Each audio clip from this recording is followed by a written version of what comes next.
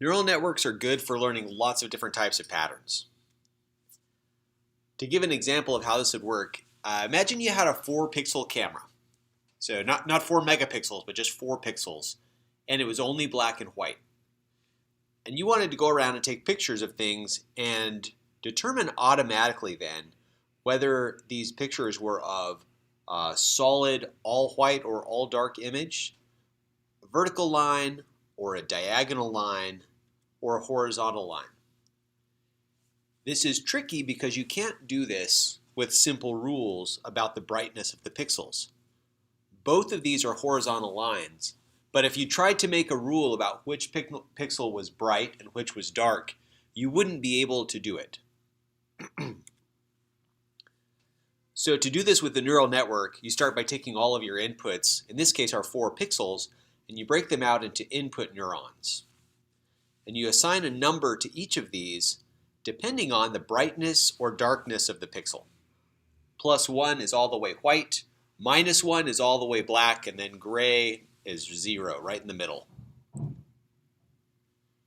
So these values, once you have them broken out and listed like this on the input neurons, it's also called the input vector or array. It's just a list of numbers that represents your inputs right now. It's a useful notion to think about the receptive field of a neuron. All this means is what set of inputs makes the value of this neuron as high as it can possibly be.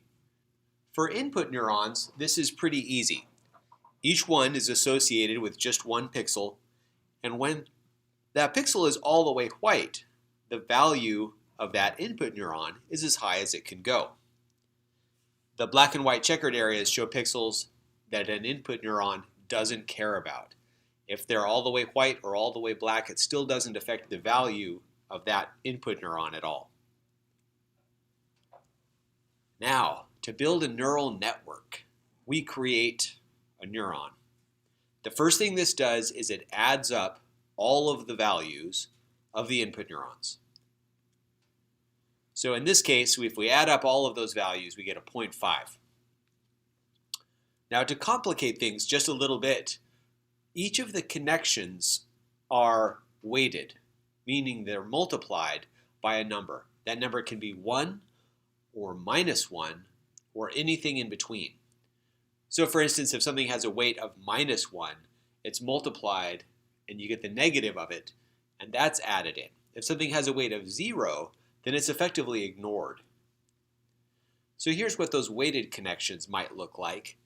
And you'll notice that after the values of the input neurons are weighted and added, the final value is completely different.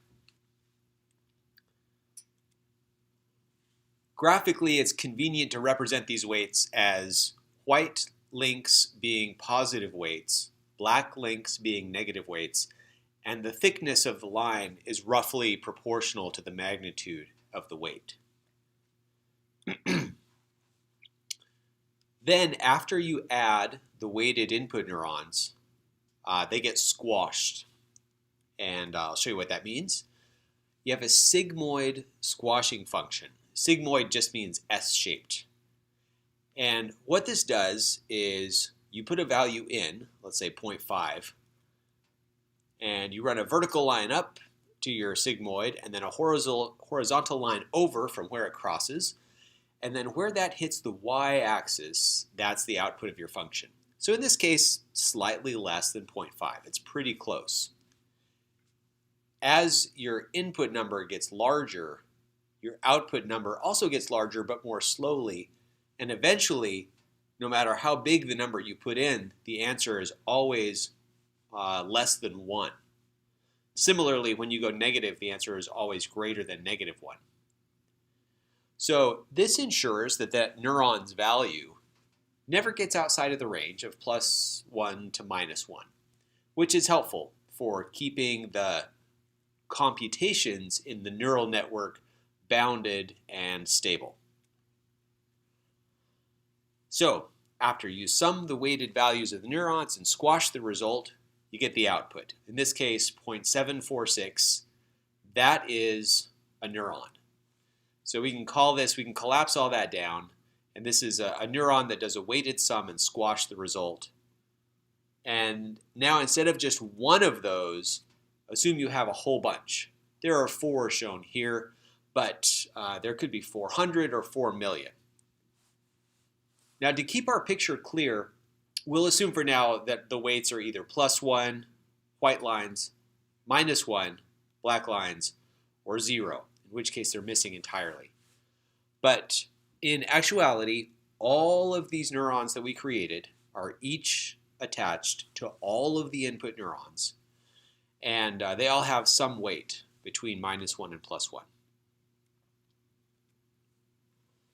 When we create this first layer of our neural network, the receptive fields get more complex. For instance, here, each of those end up combining 2 of our input neurons. And so the value, the receptive field, the pixel values that make that first layer neuron as large as it can possibly be look now like pairs of pixels, either all white or a mixture of white and black, depending on the weights. So for instance, this neuron here is attached to this input pixel, which is upper left, and this input pixel, which is lower left, and both of those weights are positive. So it combines the 2 of those, and that's its receptive field, the receptive field of this one plus the receptive field of this one. However, if we look at this neuron, it combines this pixel, upper right, and this pixel, lower right. It has a weight of -1 for the lower right pixel, so that means it's most active when this pixel is black. So here is its receptive field. Now, because we were careful of how we created that first layer, its values look a lot like input values. And we can turn right around and create another layer on top of it the exact same way, with the output of one layer being the input to the next layer. And we can repeat this 3 times or 7 times or 700 times for additional layers. Each time the receptive fields get even more complex. So you can see here, using the same logic, now they cover all of the pixels and more special arrangement of which are black and which are white. We can create another layer. Again, all of these neurons in one layer are connected to all of the neurons in the previous layer, but we're assuming here that most of those weights are 0 and not shown. It's not generally the case. So just to mix things up, we'll create a new layer, but if you notice, our squashing function isn't there anymore. We have something new called a rectified linear unit. This is another popular neuron type. So you do your weighted sum of all your inputs, and instead of squashing, you do rectified linear units. You rectify it. So if it is negative, you make the value 0. If it's positive, you keep the value. This is obviously very easy to compute, and it turns out to have very nice stability properties for neural networks as well in practice.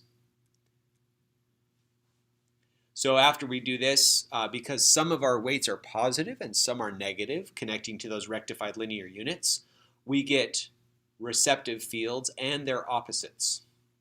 If you look at the patterns there. And then finally, when we've created as many layers with as many neurons as we want, we create an output layer. Here, we have 4 outputs that we're interested in. Is the image solid, vertical, diagonal, or horizontal? So to walk through an example here of how this would work, let's say we start with this input image shown on the left. Dark pixels on top, white on the bottom. As we propagate that to our input layer, this is what those values would look like. The top pixels, the bottom pixels. As we move that to our first layer, we can see The combination of a dark pixel and a light pixel summed together get us 0, gray. Whereas down here we have the combination of a dark pixel plus a light pixel with a negative weight.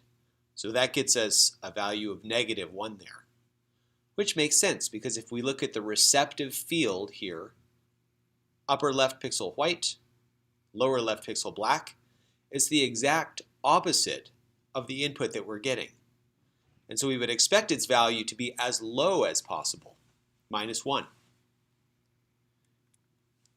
As we move to the next layer, we see the same types of things, combining zeros to get zeros, combining a negative and a negative with a negative weight, which makes a positive, to get a 0.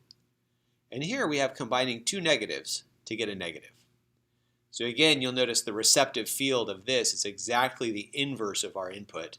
So it makes sense that its weight would be negative, or its value would be negative. And we move to the next layer. All of these, of course, these zeros propagate forward. Here, this is a negative, has a negative value, and it has a positive weight. So it just moves straight forward. Because we have a rectified linear unit, negative values become 0. So now it is 0 again too, but this one gets rectified and becomes positive. Negative times a negative is positive. And so when we finally get to the output, we can see they're all 0 except for this horizontal, which is positive, and that's the answer. Our neural network said this is an image of a horizontal line. Now, neural networks usually aren't that good, not that clean. So there's a notion of, with an input, what is truth? In this case, the truth is this has a 0 for all of these values, but a 1 for horizontal. It's not solid, it's not vertical, it's not diagonal. Yes, it is horizontal. An arbitrary neural network will give answers that are not exactly truth. They might be off by a little or a lot. And then the error is the magnitude of the difference between the truth and the answer given. And you can add all these up to get the total error for the neural network. So the whole idea with learning and training is to adjust the weights to make the error as low as possible. So the way this is done is we put an image in, we calculate the error at the end, then we look for how to adjust those weights higher or lower to either make that error go up or down. And we, of course, adjust the weights in the way, then make the error go down. Now, the problem with doing this is each time we go back and calculate the error, we have to multiply all of those weights by all of the neuron values at each layer. And we have to do that again and again once for each weight. This takes forever in computing terms, on a computing scale, and so it's not a practical way to train a big neural network. You can imagine instead of just rolling down to the bottom of a simple valley, we have a very high dimensional valley, and we have to find our way down. And because there are so many dimensions, one for each of these weights, that the computation just becomes prohibitively expensive. Luckily, there was an insight that lets us do this in a very reasonable time. And that's that if we're careful about how we design our neural network, we can calculate the slope directly, the gradient. We can figure out the direction that we need to adjust the weight without going all the way back through our neural network and recalculating. So just to review, the slope that we're talking about is when we make a change in weight, the error will change a little bit. And that relation of the change in weight to the change in error is the slope. Mathematically, there are several ways to write this. We'll favor the one on the bottom. It's technically most correct. We'll call it DEDW for shorthand.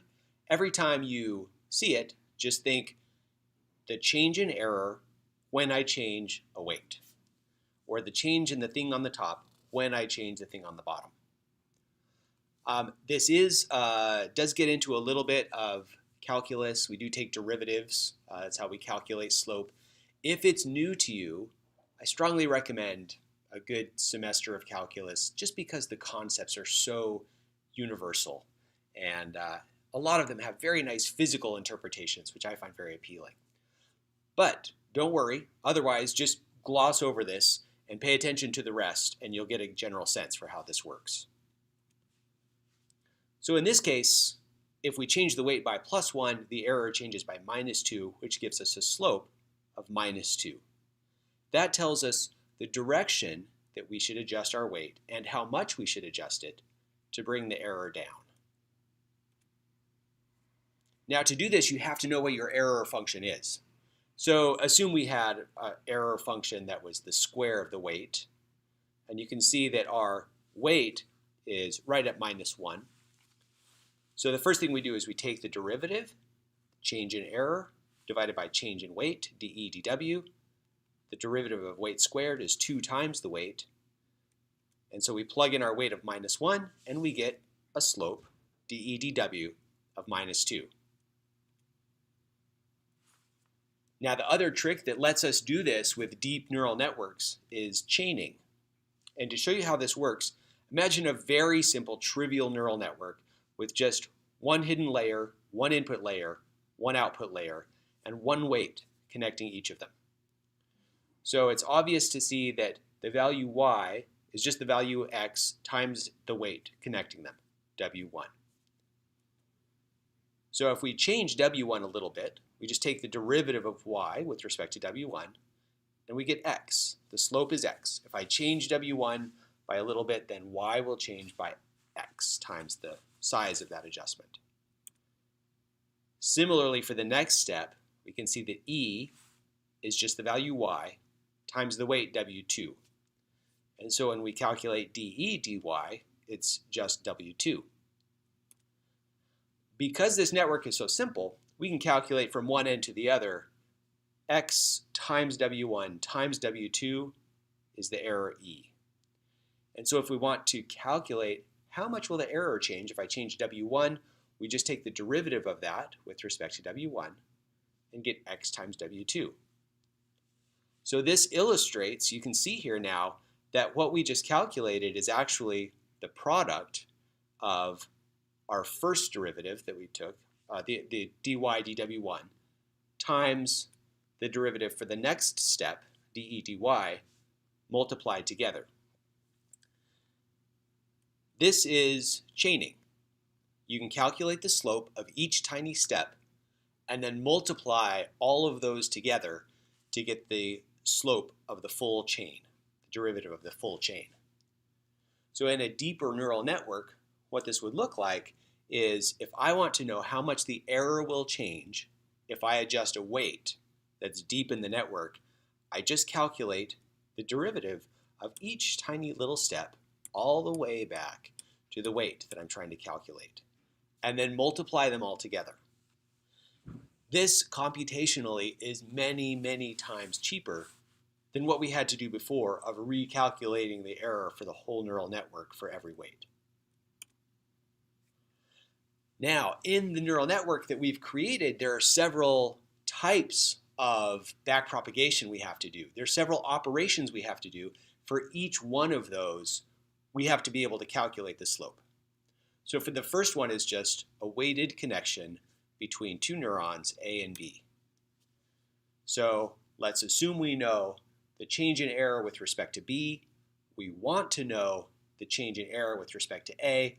To get there, we need to know dB dA. So to get that, we just write the relationship between B and A, take the derivative of B with respect to A, we get the weight, W, and now we know how to make that step. We know how to do that little nugget of backpropagation. Another element that we've seen is sums. All of our neurons sum up a lot of inputs. To take this backpropagation step, we do the same thing. We write our expression, and then we take the derivative of our endpoint, z, with respect to our step that we're propagating to A, and dz/dA in this case is just 1, which makes sense. If we have a sum of a whole bunch of elements, we increase one of those elements by 1, we expect the sum to increase by 1. That's the definition of a slope of 1. One-to-one relation there. Another element that we have that we need to be able to backpropagate is the sigmoid function. So this one's a little bit more interesting mathematically. We'll just write it shorthand like this, the sigma function. It is entirely feasible to go through and take the derivative of this analytically and calculate it. It just so happens that this function has a nice property that to get its derivative, you just multiply it by 1 minus itself. So this is very straightforward to calculate. Another element that we've used is the rectified linear unit. Again, to figure out how to backpropagate this, we just write out the relation. B is equal to A if A is positive, otherwise it's 0. And piecewise, for each of those, we take the derivative. So dB/dA is either 1 if A is positive or 0. And so with all of these little backpropagation steps and the ability to chain them together, we can calculate the effect of adjusting any given weight on the error for any given input. And so to train, then, we start with a fully connected network. We don't know what any of these weights should be, and so we assign them all random values. We create a completely arbitrary random neural network. We put in an input that we know the answer to. We know whether it's solid, vertical, diagonal, or horizontal, so we know what truth should be, and so we can calculate the error. Then we run it through, calculate the error, and using backpropagation, go through and adjust all of those weights a tiny bit in the right direction. And then we do that again with another input, and again with another input for, if we can get away with it, many thousands or even millions of times. And eventually, all of those weights will gravitate, they'll roll down that many-dimensional valley to a nice low spot in the bottom where it performs really well and does pretty close to truth on most of the images. If we're really lucky, it'll look like what we started with intuitively understandable receptive fields for those neurons and a relatively sparse representation, meaning that most of the weights are small or close to 0. And it doesn't always turn out that way, but what we are guaranteed is that it'll find a pretty good representation of the best that it can do adjusting those weights to get as close as possible to the right answer for all of the inputs.